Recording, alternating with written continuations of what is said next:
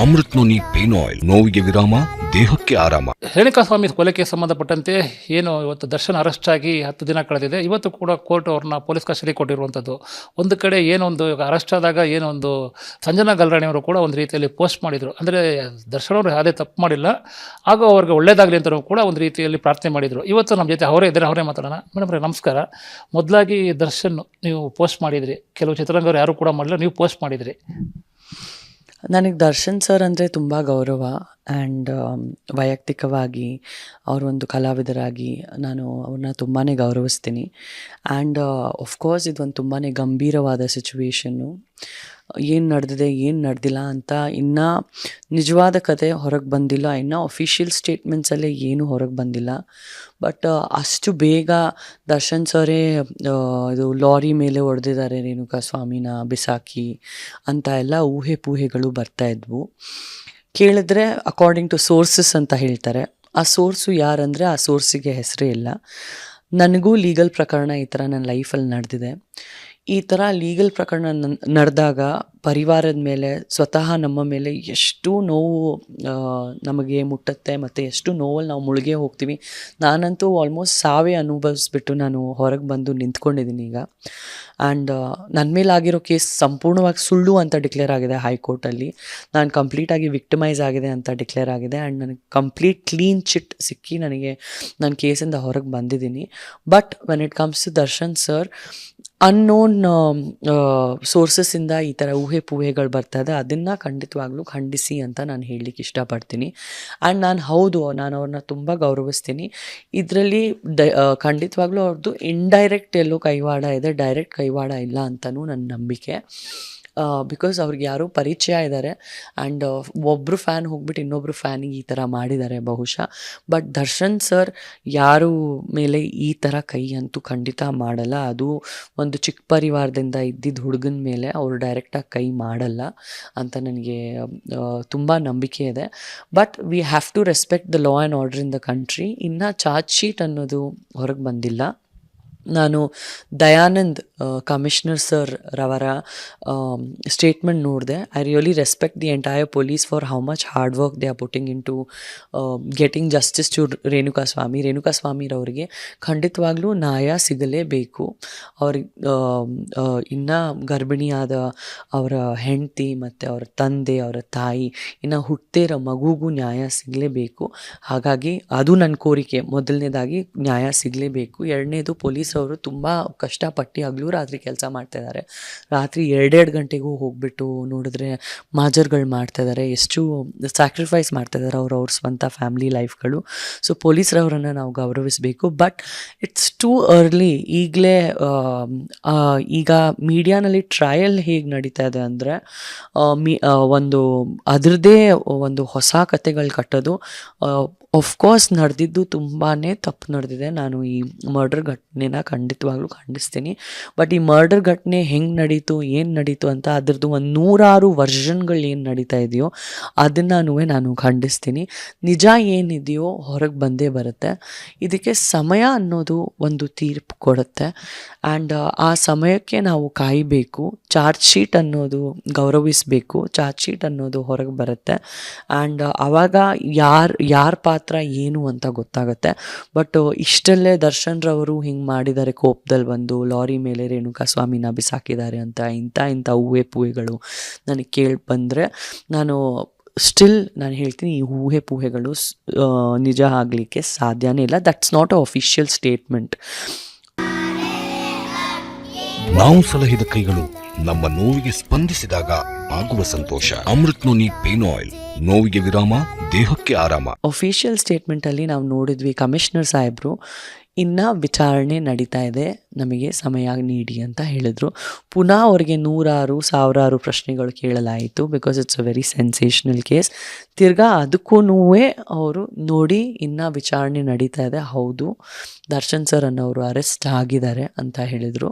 And ಇನ್ನೂ ವಿಚಾರಣೆ ನಡೀತಾ ಇದೆ, ನಮಗೆ ವಿಚಾರಣೆ ನಡ್ಸಕ್ಕೆ ಬಿಡಿ, ಸತ್ಯ ಏನಿದೆಯೋ ಅದಕ್ಕೆ ರೀಚ್ ಆಗಕ್ಕೆ ಬಿಡಿ ಅಂತ ಕಮಿಷನರ್ ಸಾಹೇಬ್ರೇ ಒಂದು ಸಮಯ ಕೇಳ್ದಾದ್ಮೇಲೆ ಇಷ್ಟೆಲ್ಲ ಊಹೆ ಪೂಹೆಗಳು ಯಾಕೆ? ಒಂದು ಸೆಲೆಬ್ರಿಟಿ ಸೆಲೆಬ್ರಿಟಿ ಒಂದು ಕ್ರೈಮ್ ಮಾಡಿದ್ರೆ ಇಷ್ಟೆಲ್ಲ ಕತೆಗಳು ಯಾಕೆ ಕಟ್ತಾರೆ ಅಂತ ಕೆಲವೊಬ್ಬರು ನನಗೆ ನಿಜಕ್ಕೂ ಅದನ್ನು ನಾನು ಅಕ್ಸೆಪ್ಟು ಮಾಡಿಲ್ಲ, ಅದನ್ನು ನಾನು ಭರವಸೆನೂ ಮಾಡಲ್ಲ. ಮತ್ತು ಅದನ್ನು ನಾನು ಕೇವಲ ಕೆಲವೊಂದು ಚಾನೆಲ್ಸು ಟಿ ಆರ್ ಪಿಗೋಸ್ಕರ, ಕೆಲವೊಂದು ಎಲ್ಲ ಚಾನೆಲ್ಸ್ ಅಲ್ಲ, ಕೆಲವೊಂದು ಚಾನೆಲ್ಸು ಟಿ ಆರ್ ಪಿಗೋಸ್ಕರ ಏನಾದರೂ ಹಾಕ್ಬಿಡ್ತಾರೆ. ಕೇಳಿದ್ರೆ ನಮ್ಮ ಸೋರ್ಸಿಂದ ಬಂತು ಅಂತ ಹೇಳ್ತಾರೆ. ಸೋರ್ಸ್ ಯಾರಂದರೆ ಸೋರ್ಸಿಗೆ ಹೆಸರು ಕೊಡಲ್ಲ. ಇದರಿಂದ ಆ ಸೆಲೆಬ್ರಿಟಿ ಪರಿವಾರ ಇರ್ಬೋದು ಅಥವಾ ಇವರೆಲ್ಲ ನೊಂದಿರೋರ ಪರಿವಾರಗಳಿರ್ಬೋದು, ಇವ್ರ ಮೇಲೆ ಎಷ್ಟು ಕಠಿಣವಾದ ಒಂದು ಸಮಯ ಹೋಗ್ತಾ ಇರುತ್ತೆ. ಈ ಒಂದು ಇಂಥ ಊಹೆ ಪೂಹೆಗಳಿಂದ ಎಷ್ಟು ನೋವು ಬರುತ್ತೆ ಅಂತ ನನಗೆ ಖಂಡಿತವಾಗ್ಲೂ ಆ ನೋವು ತುಂಬ ಚೆನ್ನಾಗಿ ಗೊತ್ತಿದೆ. ಪ್ರಮುಖವಾಗಿ ಏನು ಚಿತ್ರರಂಗದಲ್ಲಿ ಯಾರೂ ಕೂಡ ಬೆಂಬಲಕ್ಕೆ ನಿಂತಿಲ್ಲ, ಕೆಲವರು ಮಾತ್ರ ನಿಂತಿರೋದು. ಅದರಲ್ಲಿ ನೀವೊಬ್ಬರಾಗಿರೋದು, ರಚಿತರಾಮ್ ಆಗಿರ್ಬೋದು, ಅಥವಾ ಏನೋ ಒಂದು ಪ್ರೇಮ್ ಅವ್ರು ಹೇಳ್ತೀವಿ, ರಕ್ಷಿತಾ ಅವರು, ಅವ್ರು ಮಾತ್ರ ಒಂದು ಬೆಂಬಲಕ್ಕೆ ನಿಂತಿರೋದು, ಬೇರೆ ಯಾರು ಕೂಡ ನಿಲ್ತಾ ಇಲ್ಲ. ಎಲ್ಲರಿಗಿಂತ ಮೊದಲು ನಾನೇ ನಿಂತೆ, ಅದಾದಮೇಲೆ ಒಂದು ಬಂತು. ದರ್ಶನ್ ಅವರು ಖಂಡಿತವಾಗ್ಲೂ ಕೆಟ್ಟವರಲ್ಲ. ದರ್ಶನ್ ಸರ್ ಒಂದು ತುಂಬಾ ಜೆಂಟಲ್ಮ್ಯಾನ್ ಪರ್ಸನ್.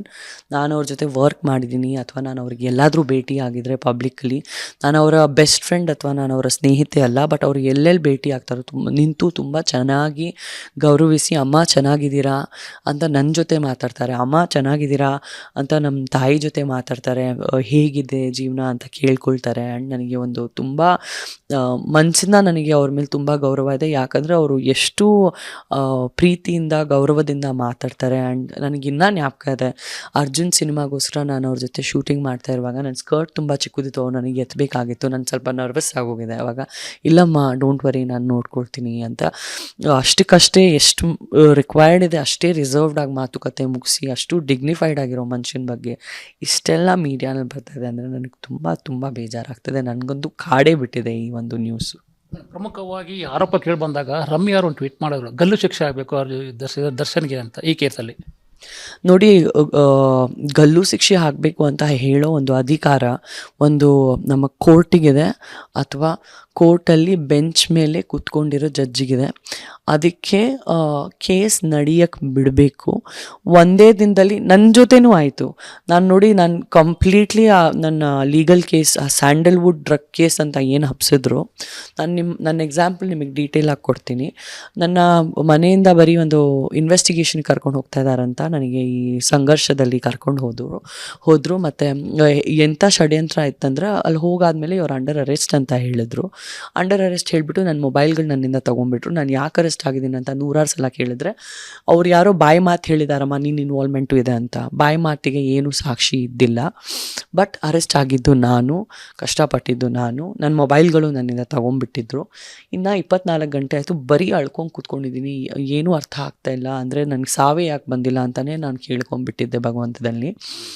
ಅಷ್ಟರಲ್ಲಿ ಸಂಜನಾರವರು ಎಲ್ಲ ಅಪರಾಧಗಳು ಒಪ್ಕೊಂಡ್ಬಿಟ್ಟಿದ್ದಾರೆ ಅಂತ ನ್ಯೂಸಲ್ಲಿ ನಾನು ನನ್ನ ಬಗ್ಗೆನೇ ನೋಡ್ತೀನಿ.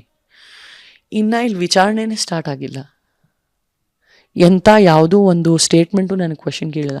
ಇನ್ನು ಅವರು ಡ್ರಗ್ಗು ಇಸ್ತೆಮಾಲ್ ಮಾಡಿಲ್ಲ, ಬರೀ ಕನ್ಸ್ಯೂಮರ್ ಅಲ್ಲ, ಅವರು ಡ್ರಗ್ಸು ದಂಧೆನೂ ನಡೆಸ್ತಾರೆ ಅಂತೆ. ಅವರು ಸಾವಿರಾರು ಕೋಟಿ ಡ್ರಗ್ಸು ಪಾಕಿಸ್ತಾನ್ಗೆ ಕಳಿಸಿದಾರಂತೆ. ಅದಕ್ಕೆ ಅವರು ಒಂದು ಮುಸ್ಲಿಂ ಜೊತೆ ಮದುವೆ ಮಾಡಿದಾರಂತೆ ಅಂತ ಇದೆಲ್ಲ ಒಪ್ಕೊಂಡೇ ಬಿಟ್ಟಿದಾರಂತೆ. ಇದಕ್ಕೆಲ್ಲ ಯಾರೀಗ ಉತ್ತರ ಕೊಡೋದು? ಮತ್ತು ಒಂದು ಊಹೆ ಪೂಹೆ ಇದ್ದರೆ ನಾವು ಸಮಾಧಾನ ನೀಡ್ಬೋದು. ನನಗಿನ್ನ ನನ್ನ ವಿಚಾರಣೆನೇ ಸ್ಟಾರ್ಟ್ ಆಗಿಲ್ಲ, ಒಪ್ಕೊಂಡ್ಬಿಟ್ಟಿದಾರಂತೆ ಅಂತ ಆಚೆ ಎಲ್ಲ ನ್ಯೂಸಲ್ಲಿ ಪರದಾಡ್ತಾ ಇದೆ. ಅದನ್ನು ಯಾರು ತಡೆ ಮಾಡೋಕ್ಕಾಗತ್ತೆ? ಇನ್ನೊಂದು ಕಡೆ ನನ್ನ ಹತ್ರ ವಕೀಲರು ಅನ್ನೋದು ಇರಲಿಲ್ಲ. ಆವಾಗ ವಕೀಲರು ಹುಡುಕ್ತಾ ಇದ್ವಿ, ವಕೀಲರು ಬೇಕಾಗ್ತಾರೆ ಅಂತ. ಆವಾಗ ಒಬ್ಬರು ವಕೀಲರು ಬಂದುಬಿಟ್ಟು ಇಲ್ಲ ಶೀ ಈಸ್ ಇನ್ನೋಸೆಂಟ್ ಅಂತ ನನ್ನ ಪರವಾಗಿ ಮಾತಾಡಿದ್ರೆ, ಅಮ್ಮ ಅಪ್ಪ ಮನೆಯಲ್ಲಿ ಹೆದರ್ಕೊಂಡು ಕೂತ್ಕೊಂಡ್ಬಿಟ್ಟಿದ್ದಾರೆ. ಬಿಕಾಸ್ ಅವ್ರಿಗೆ ಈ ಥರ ಮೀಡಿಯಾನೆಲ್ಲ ಬಂದು ಮಾತಾಡೋ ಅಭ್ಯಾಸ ಇಲ್ಲ. ಏನು ನಡೀತಾ ಇದೆ ಅಂದರೆ ಎಲ್ಲರೂ ಹೆದರ್ಕೊಂಡು ಕೂತ್ಕೊಂಡ್ಬಿಟ್ಟಿದ್ದಾರೆ ಮನೆಯಲ್ಲಿ. ಬಿಕಾಸ್ ನಮಗೆ ಈ ಥರ ಅನುಭವಗಳಿಲ್ಲ. ಯಾರ ಪರಿವಾರದಲ್ಲೂ ನಡೆದ್ರೆ ಅವ್ರು ಈ ಥರ ಸಂಘಟನೆಯಲ್ಲಿ ತುಂಬ ಹೆದರ್ಕೊಳ್ತಾರೆ. ಆ್ಯಂಡ್ ಫೈನಲಿ ನನ್ನ ಲಾಯರ್ ಹೇಳ್ತಾ ಇದ್ದಾರೆ ಶೀ ಈಸ್ ಇನ್ನೋಸೆಂಟ್ ಅಂದರೆ, ಆ ಇನ್ನೋಸೆಂಟ್ ಅವ್ರು ಹೇಳ್ತಾ ಇರೋದು ಯಾರೂ ಕ್ಯಾರಿ ಮಾಡ್ತಾಯಿಲ್ಲ, ಯಾರೂ ಫೋಕಸ್ ಮಾಡ್ತಾಯಿಲ್ಲ. ಬರೀ ಊಹೆ ಪೂಹೆ, ಕೆಟ್ಟ ಮಾತುಗಳು, ಗಾಸಿಪ್ಪು ಮತ್ತು ಏನು ಪ್ರೂಫ್ ಇಲ್ಲದೆ ಈ ಎಲ್ಲ ಮಾತುಗಳನ್ನೇ ಕ್ಯಾರಿ ಮಾಡಿ ಮಾಡಿ ಮಾಡಿ ಮಾಡಿ ಅದರಲ್ಲಿ ಗರಂ ಮಸಾಲೆ, ಉಪ್ಪಿನಕಾಯಿ ಎಲ್ಲ, ಚಟ್ನಿ ಎಲ್ಲ ಬಿಸಿ ಬಿಸಿ ಬಿಸಿ ಮಾತು ಮಾಡಿ ಅದನ್ನು ಸೆನ್ಸೇಷನಲೈಸ್ ಮಾಡ್ತಾಯಿದ್ರು. ಪ್ರಮುಖವಾಗಿ ದರ್ಶನ್ ಒಳ್ಳೆ ಮನುಷ್ಯ, ಅದರ ಹಿಂದೆ ಮುಂದೆ ಇರುವಂಥದ್ದು ಸರಿ ಇಲ್ಲ, ಅವರಿಂದನೇ ಸ್ವಲ್ಪ ಹಾಳಾಗ್ತಿದೆ ಅಂತ ಕೂಡ ಚಿತ್ರರಂಗದಲ್ಲಿ ಮಾತಾಡ್ತಾ ಇರುವಂಥದ್ದು. ನಾನು ಅದೇ ಹೇಳ್ತಾ ಇರೋದು. ಈಗ ಇಂಗ್ಲೀಷಲ್ಲಿ ಹೇಳ್ತಾರೆ that you tell me who your friends are, I tell you how you are. ಅದೇ ನನ್ನ ಜೊತೆನೂ ಪ್ರಾಬ್ಲಮ್ ಆಗಿತ್ತು.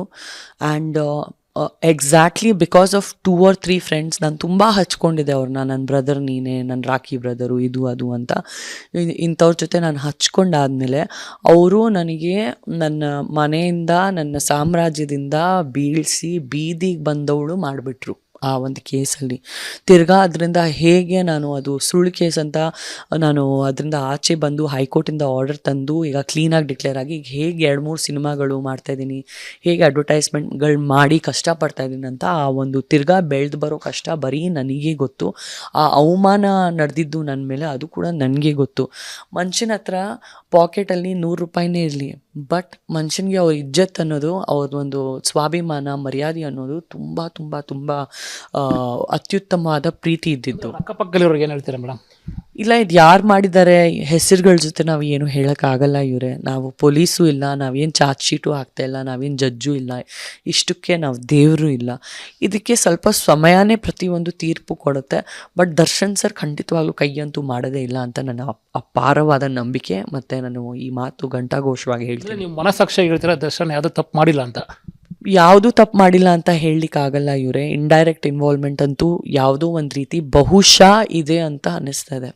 ಬಿಕಾಸ್ ಅವ್ರಿಗೆ ಪರಿಚಯ ಇದ್ದವರಲ್ಲಿದ್ದಾರೆ. ಪಾಪ ಒಂದು ಮರ್ಡರೇ ಆಗೋಗಿದೆ, ಒಂದು ಅಮಾಯಕವಾದ ಹುಡುಗಂದು, ಚಿಕ್ಕ ಪರಿವಾರದ ಹುಡುಗಂದು ಮರ್ಡರೇ ಆಗೋಗಿದೆ. ಸೊ ಇದಕ್ಕೆ ನಾವು ಕಣ್ಮುಚ್ಚಿ ದರ್ಶನ್ ಸರ್ ಏನೂ ಮಾಡಿಲ್ಲ ಅಂತ ಆ ಥರ ಹೇಳೋ ನಾವು ಪರಿಸ್ಥಿತಿನಲ್ಲಿಲ್ಲ. Because we will be challenging the law and order of the country. It's completely wrong to do that. But at the same time Darshan sir ಅವರೇ ಕೈ ಮಾಡ್ಲಿಕ್ಕೆ ಸಾಧ್ಯನೇ ಇಲ್ಲ, ಅವ್ರು ಯಾರ ಮೇಲೂ ಕೈ ಮಾಡ್ಲಿಕ್ಕೆ ಸಾಧ್ಯ ಇಲ್ಲ ಅಂತ ನನಗೆ ನಂಬಿಕೆ ಇದೆ. ಬಿಕಾಸ್ ಅವ್ರು ಅಂಥವ್ರು ಅಲ್ವೇ ಅಲ್ಲ. ಇನ್ ದ ಲಾಸ್ಟ್ ನಾನು ಇಷ್ಟೇ ಹೇಳಲಿಕ್ಕೆ ಇಷ್ಟಪಡ್ತೀನಿ, ಸರ್ಕಾರದಲ್ಲಿ ನಾನು ಒಂದು ಚಿಕ್ಕ ಮನವಿ ಇಡ್ಲಿಕ್ಕೆ ಇಷ್ಟಪಡ್ತೀನಿ. ಅವ್ರು ಗರ್ಭಿಣಿ ಆದ ಹೆಂಡತಿಗೆ ದಯವಿಟ್ಟು ಏನಾದರೂ ಒಂದು ಸರ್ಕಾರದ ಒಂದು ಚಿಕ್ಕ ಒಳ್ಳೆ ಪೋಸ್ಟು ಅಥವಾ ಒಂದು ಒಳ್ಳೆ ಜಾಬು ಖಂಡಿತವಾಗ್ಲೂ ಕೊಡಿ, ಅವರ ಪರಿವಾರ ಉದ್ಧಾರ ಆಗಲಿ ಅಂತ ನಾನು ದೇವರಲ್ಲಿ ಕೇಳ್ಕೊಳ್ತೀನಿ. ಮತ್ತು ರೇಣುಕಾ ಸ್ವಾಮಿಯವರ ಪರಿವಾರಕ್ಕೆ ಈ ಒಂದು ಸಂಘರ್ಷದಲ್ಲಿ ದೇವರು ಆದಷ್ಟು ಶಕ್ತಿ ಕೊಡಬೇಕು. ಮತ್ತು ದರ್ಶನ್ ಸರು ಈ ಒಂದು ಪ್ರಾಬ್ಲಮಿಂದ ಆದಷ್ಟು ಬೇಗ ರಿಟರ್ನ್ ಬಂದುಬಿಟ್ಟು ನಮ್ಮ ಕನ್ನಡ ಇಂಡಸ್ಟ್ರಿ ಕುಟುಂಬದಿಂದ ನಾನು ಈ ಒಂದು ಪ್ರಾರ್ಥನೆ ಮಾಡ್ತಾಯಿದ್ದೀನಿ ದ್ಯಾಟ್ ಆದಷ್ಟು ಬೇಗ ಅವರು ಆಚೆ ಬಂದುಬಿಟ್ಟು ತಿರ್ಗಾ ಶೂಟಿಂಗ್ಗಳಿಗೆ ಹೋಗಬೇಕು, ತಿರ್ಗಾ ಎಲ್ಲರೂ ಚೆನ್ನಾಗಿ ಹೋಗಬೇಕು ಅಂತ ನಾನು ದೇವರಲ್ಲಿ ಕೇಳ್ಕೊಳ್ತೀನಿ. ನಿರಪರಾಧಿ ಅಂತ ಏನೋ ಆದರೆ ಏನು ಹರಕೆ ಹೊಡ್ತೀರಾ ಮೇಡಮ್ ನೀವು? ಹರಕೆ ಹೊಡಿತೀರಾ? ಹರಕೆ ಹೊಡ್ಕೋತೀರಾ? ಇಲ್ಲ, ನಿರಪರಾಧಿ ಆಗಬೇಕು ಅಂತ ನಿಜಕ್ಕೂ ನಾನು ದೇವರಲ್ಲಿ ಕೇಳ್ಕೊಳ್ತೀನಿ. ನಿಜಕ್ಕೂ ದೇವರಲ್ಲಿ ಕೇಳ್ಕೊಳ್ತೀನಿ. ಲಕ್ಷಾಂತರ ಜನ ಫ್ಯಾನ್ಸ್ ಇದ್ದಾರೆ, ನೀವೇ ನೋಡಿದ್ದೀರಾ. ಡಿ ಬಾಸ್ ಅಂತಲೇ ಫ್ಯಾನ್ಸ್ ತುಂಬಾ ಇದೆ. ಈ ರೀತಿ ಮಾಡಿರೋದು ಎಲ್ಲೊಂದು ಕಡೆ ಫ್ಯಾನ್ಸ್ ಸ್ವಲ್ಪ ಮಟ್ಟದಲ್ಲಿ ಬೇಜಾರಾಗಿರುವಂಥದ್ದು. ಸ್ವಲ್ಪ ಮಟ್ಟ ಇಲ್ಲ ರೀ, ಫ್ಯಾನ್ಸಲ್ಲಿ ಅಥವಾ ಫ್ಯಾನ್ಸಲ್ಲಿರ್ಬೋದು, ಕನ್ನಡ ಇಂಡಸ್ಟ್ರಿ ಕುಟುಂಬದಲ್ಲಿರ್ಬೋದು. ನಮಗೆ 11 ದಿನದಿಂದ ಇದು ನಡೀತಾ ಇದೆ. 11 ದಿನದಿಂದ ನಮಗೆ ಬೇಸರ ಆಗ್ತಾಯಿದೆ. ಏನೋ ನಮ್ಮ ಸ್ವಂತ ಕುಟುಂಬದ ಒಂದು ತುಂಬ ಬೇಕಾಗಿರೋ ವ್ಯಕ್ತಿನ ಕರ್ಕೊಂಡು ಹೊರಟೋಗಿದ್ದಾರೆ. ನೋಡಿ, ನಮ್ಮ ಕನ್ನಡ ಇಂಡಸ್ಟ್ರಿ ಇರೋದು 5-6 ಒಳ್ಳೆ ಹೀರೋಸ್ ಇದ್ದಾರೆ. ಈ ಥರ ಅದ್ದೂರಿ ಮಾರ್ಕೆಟ್ ಇರೋ ಹೀರೋಸು ನಾವು ಇರೋದೇ ಒಂದು 200 ಜನ, ಬಹುಶಃ 250. ನಾವು ಸಾವಿರಾರು ಜನ ಎಲ್ಲ ಬಾಲಿವುಡ್ ಥರ ಎಲ್ಲ. ಸೊ ನಮ್ಮಲ್ಲೆಲ್ಲರೂ ನಾವು ದಿನಾಗಲೂ ಮಾತಾಡಿಲ್ಲ ಅಂದರೂ ಅಪರೂಪಕ್ಕೆ ಮಾತಾಡಿದ್ರು ಅವ್ರವ್ರ ಮನೇಲಿ ಅವ್ರು ಚೆನ್ನಾಗಿರ್ಬೇಕಪ್ಪ ಅಂತ ನಮ್ಮ ಮನಸ್ಸಲ್ಲಿ ಅನಿಸಿಕೆ. ಬಟ್ ಈ ಥರ ಆದರೆ ನನಗೆ ತುಂಬ ಬೇಸರ ಕಾಡಿದೆ. ಲಾಸ್ಟ್ 10-11 ದಿನ ನನ್ನ ಮನಸ್ಸಲ್ಲಿ ಅಯ್ಯೋ ಯಾಕಪ್ಪ ಹಿಂಗಾಗಿದೆ, ನನಗೆ ಏನಾದರೂ ಒಂದು ಖುಷಿಯಾಗಿ ತಿನ್ಬೇಕಂದ್ರೂ ಅಯ್ಯೋ ಯಾಕಪ್ಪ ಹಿಂಗಾಯಿತು, ಏನಾಗ್ತಾಯಿದೆಪ್ಪ ದರ್ಶನ್ ಸರ್ ಜೊತೆ ಅಂತಲೇ ನನಗೆ ಅನ್ನಿಸ್ತಾ ಇದೆ. ಕೊನೆಯದಾಗಿ ಏನು ಹೇಳ್ತೀರಿ ಮೇಡಮ್ ದರ್ಶನ್ಗೆ? ಸರ್, ನಾವೆಲ್ಲರೂ ಕಾಯ್ತಾ ಇದ್ದೀವಿ ನೀವು ಹೊರಗೆ ಬರಬೇಕು ಅಂತ. ಮತ್ತು ರೇಣುಕಾ ಸ್ವಾಮಿರವರ ಪರಿವಾರಕ್ಕೆ ನಾನು ಐ ರಿಯಲಿ ಮೈ ಕಂಡೋಲೆನ್ಸಸ್ ಹೇಳಲಿಕ್ಕೆ ಇಷ್ಟಪಡ್ತೀನಿ. ನಿಮಗೆ ದೇವರು ಶಕ್ತಿ ಕೊಡಲಿ ಅಂತ ಹೇಳಲಿಕ್ಕೆ ಇಷ್ಟಪಡ್ತೀನಿ. ಮತ್ತು law and order of the state ಏನಿದ್ದಾರೋ ಪೊಲೀಸರವರು ಇಷ್ಟು ಅದ್ಧೂರಿಯಾಗಿ ಪಡ್ತಾ ಇದ್ದಾರೆ. ಸೊ ಅದಕ್ಕೂ ತುಂಬಾ ಥ್ಯಾಂಕ್ ಯು ಹೇಳಲಿಕ್ಕೆ ಇಷ್ಟಪಡ್ತೀನಿ. But at the same time ನಮ್ಮ ದರ್ಶನ್ ಸರ್ ಆದಷ್ಟು ಬೇಗ ಈ ಪ್ರಾಬ್ಲಮಿಂದ ಆಚೆ ಬನ್ನಿ, ನಾವೆಲ್ಲರೂ ಕಾಯ್ಕೊಂಡಿದ್ದೀವಿ ನಿಮಗೋಸ್ಕರ ಅಂತ ನಾನು ಹೇಳಲಿಕ್ಕೆ ಇಷ್ಟಪಡ್ತೀನಿ. ವಿಜಯಲಕ್ಷ್ಮಿ ಏನೋ ನೋಡ್ತೀರಾ ಮೇಡಮ್? ವಿಜಯಲಕ್ಷ್ಮಿ ಅವ್ರ ಮಿಸ್ಸಸ್ ಅಥವಾ ಅವ್ರ ಮಗನೇನೋ ಭೇಟಿ ಮಾಡಿ ಏನೋ ಸಾಂತ್ವನ ಹೇಳ್ತೀರಾ? ಅಂದರೆ ಅವ್ರು ಆಲ್ರೆಡಿ ತುಂಬ ಟೆನ್ಷನಲ್ಲಿರ್ತಾರೆ. ಈ ಸಮಯದಲ್ಲಿ ನಾವು ಯಾರಿಗೂ ಡಿಸ್ಟರ್ಬ್ ಮಾಡಬಾರ್ದು. ಇದಿಷ್ಟು ಏನು ಸಂಜನಾ ಗಲ್ರಾನಿ ಅವರ ಮಾತು. ಯಾವುದೇ ಕಾರಣಕ್ಕೂ ಕೂಡ ದರ್ಶನ್ ಯಾವುದೋ ಕೆಟ್ಟ ಥರ ಮಾಡಿಲ್ಲ. ಯಾವುದೋ ಒಂದು ಅಹಿತಕರ ಘಟನೆ ನಡೆದಾಗ ಜೊತೆಲಿ ಹಿಂದೆ ಇರ್ಬೋದೇನೋ ಅಂತಲೂ ಕೂಡ ಏನೋ ಒಂದು ಸಂಜನಾ ಗಲ್ರಾನಿ ಅವರ ಮಾತು. ಕ್ಯಾಮ್ರಾ ಪರ್ಸನ್ ನವೀನ್ ಜೊತೆ ಮಹೇಶ್, ವಿಸ್ತಾರ ನ್ಯೂಸ್, ಬೆಂಗಳೂರು. ಅನುಕ್ಷಣದ ಸುದ್ದಿಗಳಿಗಾಗಿ ವಿಸ್ತಾರ ನ್ಯೂಸ್ ಯೂಟ್ಯೂಬ್ ಚಾನೆಲ್ ಸಬ್ಸ್ಕ್ರೈಬ್ ಮಾಡಿ. ಹೊಸ ಸುದ್ದಿಗಳ ನೋಟಿಫಿಕೇಶನ್ಗಾಗಿ ಬೆಲ್ ಐಕಾನ್ ಕ್ಲಿಕ್ ಮಾಡಿ. ಲೇಟೆಸ್ಟ್ ಅಪ್ಡೇಟ್ಸ್ಗಾಗಿ www.vistaranews.com ವೆಬ್ಸೈಟ್ಗೆ ವಿಸಿಟ್ ಮಾಡಿ. ಅಂಗೈಯಲ್ಲೇ ಜಗತ್ತಿನ ಸುದ್ದಿ ತಿಳಿಯಲು ವಿಸ್ತಾರ ನ್ಯೂಸ್ ಕನ್ನಡ ಆಪ್ ಡೌನ್ಲೋಡ್ ಮಾಡಿ.